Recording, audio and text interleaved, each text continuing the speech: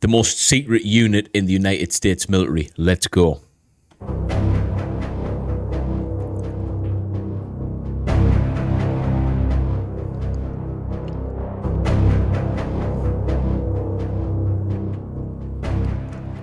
The most secret unit in the United States Armed Forces.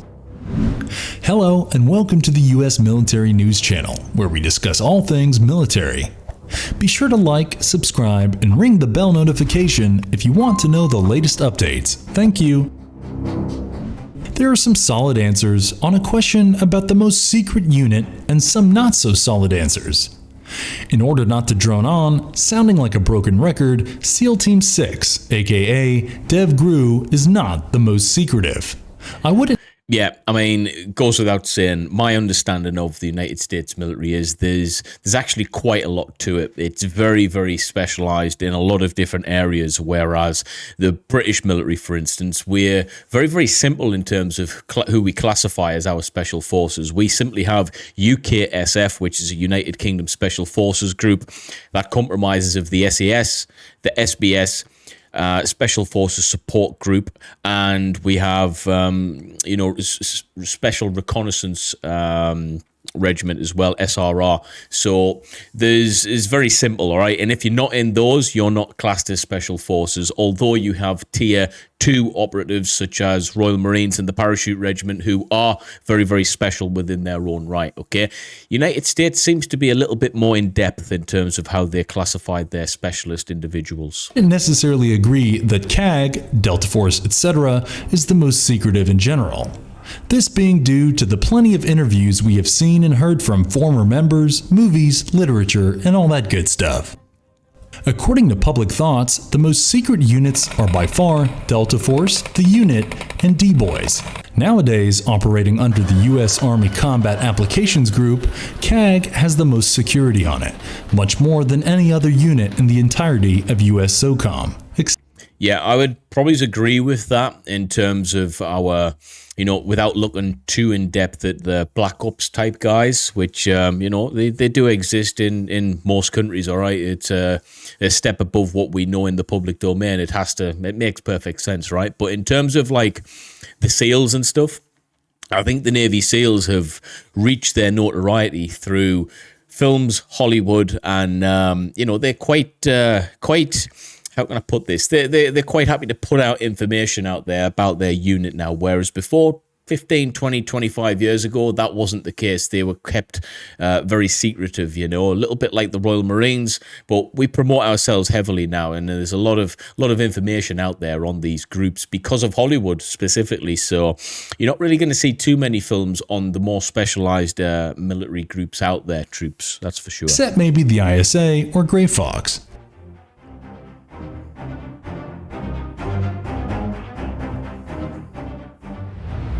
Dev Gru and CAG/Delta Force.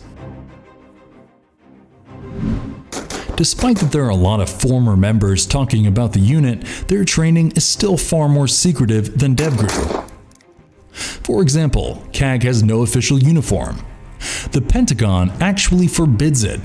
Delta operators do not get labeled with a typical Army ID and do not wear distinguishing identification in their Army ID photos. They are usually listed as Rangers or Special Forces, which were sometimes their original units, though this last one is probably rarer unless it's from the 82nd. Yeah, so those boys are the next level boys, all right? Royal Marines, we have Royal Navy ID, okay? There's nothing on there to stipulate otherwise. These guys in the Special Forces, I don't really think they're going to need an ID that specifically says that. Although you will see, and this is, solely the United States I've noticed this with, they'll actually have, insignias on their arms and patches that stipulate that they're Special Forces or their Rangers and stuff. The only people in the United Kingdom military who tend to do that, it kind of stops with the Royal Marines. You've got the Fusiliers who will have insignia to stipulate that they're Fusiliers. They're not really specialists though. Royal Marines, we'll have Royal Marines Commando on the side of our arms there. Special Forces, the SES and the SBS wouldn't wouldn't have anything on their insignia, on their uniform to stipulate or to show you guys that they're special forces. But I've noticed there's certain elements of the United States military that do that. And I'm guessing that doesn't equivalent or doesn't go right to the top of the SF guys. I would like to think that dev crew and stuff probably would steer clear of that stuff, right? Nobody really knows how OTC, the operator training course, is conducted, except former CAG operators themselves, in contrast to DevGru. Seriously, everyone knows about Green Team, Red Squadron, Gold Squadron, and even Black Squadron at this point. Well, yeah, I mean, that's news to me in terms of what you would class these squadrons as in terms of names and stuff like that. It probably works similar to how we work in the United Kingdom, but that terminology, believe it or not, I didn't actually know. It's not secret at all.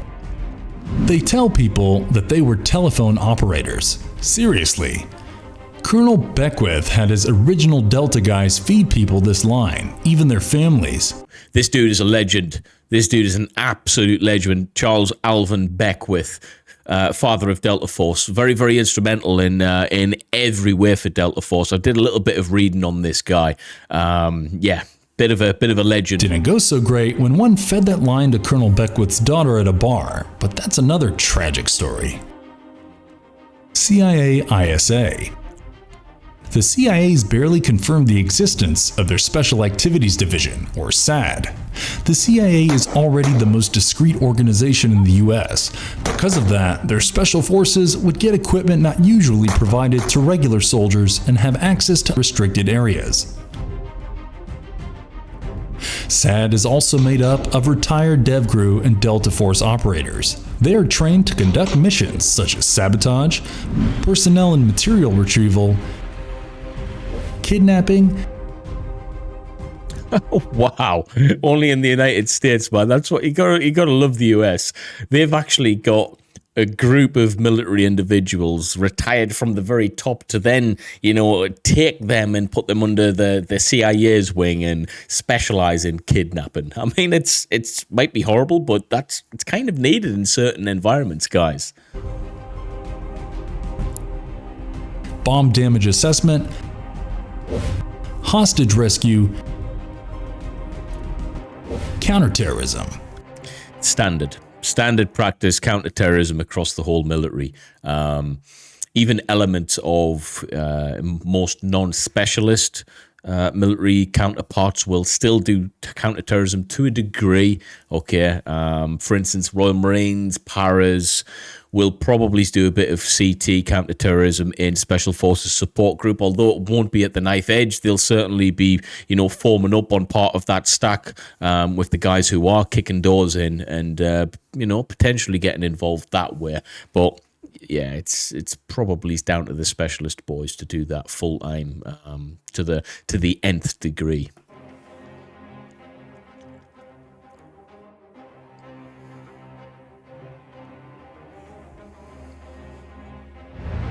And that is mostly what is available about them. No HQ, no commander, no publicly known former operatives, not any confirmed mission they took part in, and so on. Right, is that true though? Is there non-public former operatives of that? Because, I've heard and seen videos like this before, stipulating that with like former SEALs and stuff, and they're everywhere. So is that actually true in this day and age? I'd probably beg to differ. Let me know in the comments, actually.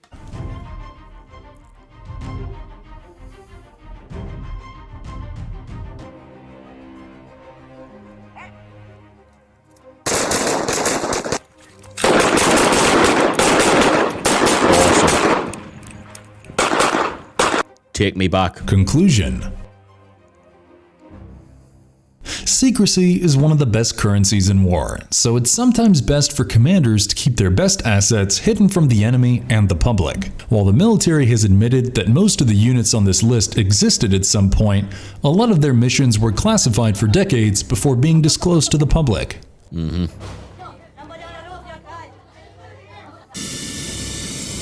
For the units that are still operating, America still only gets glimpses into their activities. But to conclude this article, a DevGru is most definitely not the most classified unit in the United States Armed Forces and the United States overall. Neither is the Delta Force, CAG, the unit, or whatever you want to. I would never say the Delta Force. I would just say Delta Force. I might be wrong on my terminology there, but yeah, I mean, it's no real biggie if you're not classed as the more secretive. It doesn't mean to say that you're not excellent in your job nature and what you have to do is your job description. These guys are phenomenal, all right, in terms of where they're leading, in terms of global wars. You know, the United States really are at the forefront of innovation and technology, which in turn puts their troops at the very tip of the spear.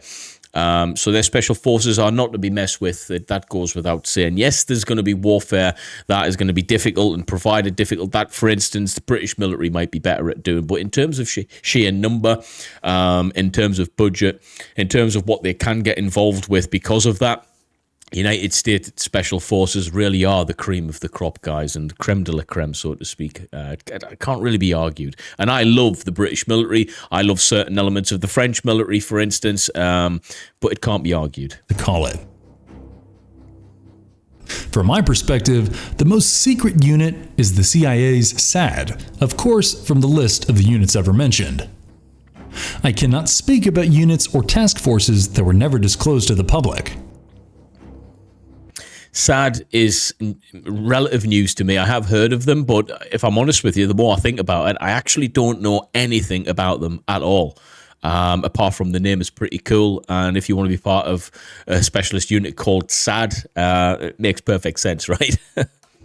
Furthermore, even the Secret Service has special operators. There are special groups within special groups, and none of them are public knowledge. SEAL Team 6 was a completely black book when formed. For decades, no one admitted the group's existence. Decades. And that was decades ago, so one can only imagine what our military and government have now.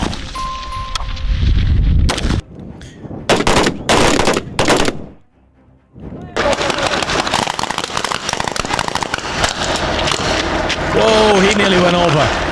That was a brilliant recovery. I've done that a few times as well. Guys, when you've got the momentum going and you're running with kit on, it catches you out sometimes.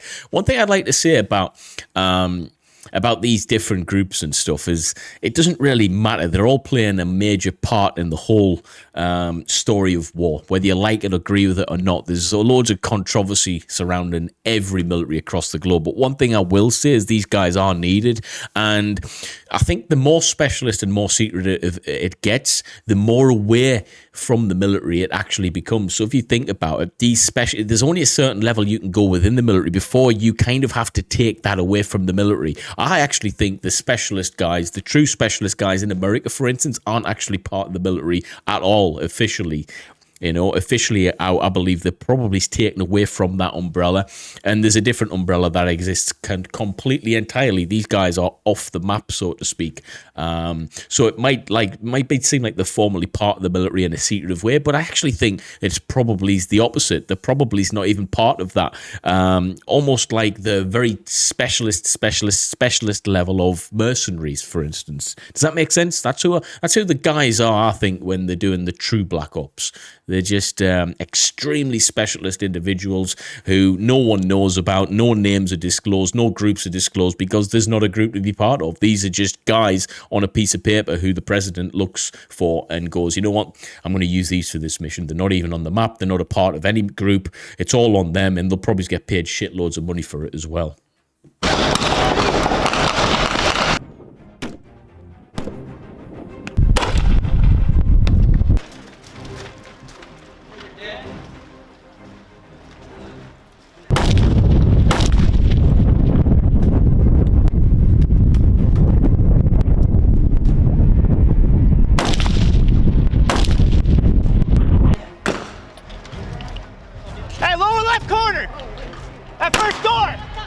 Man, I miss that stuff. Seriously, I miss doing that.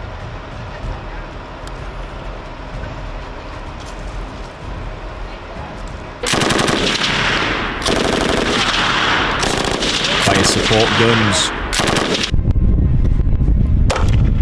Nice. Boom.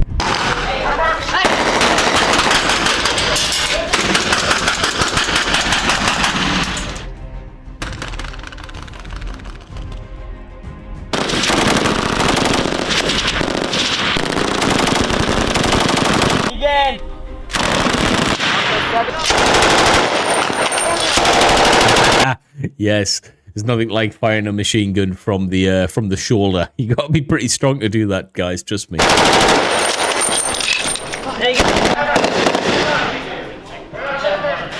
A 20 series. Hey, geez, make sure you call out target.